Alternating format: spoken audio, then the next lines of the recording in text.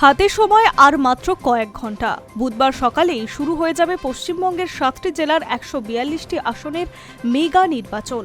আর এই high voltage ভোটের ঠিক আগের রাতে এক নজিরবিহীন পদক্ষেপ সাপ্লিমেন্টারি বা অতিরিক্ত ভোটার তালিকা প্রকাশ করল নির্বাচন কমিশন।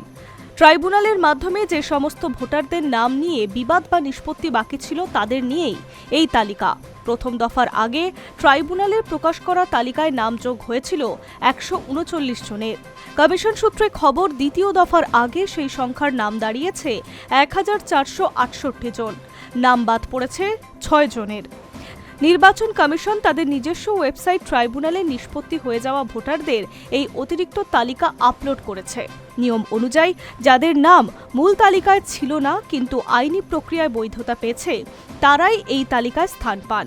কিন্তু এই তালিকার ঠিক কতজনের নাম যুক্ত হয়েছে এবং দ্বিতীয় দফায় কতজন ভোটাধিকার প্রয়োগের ছাড়পত্র পেলেন তা নিয়ে প্রথমে ধোঁয়াশা থাকলেও কিছু সময় পরে যোগ হওয়া এবং বাদ পড়া নামের সংখ্যা জানিয়েছে কমিশন। High news network.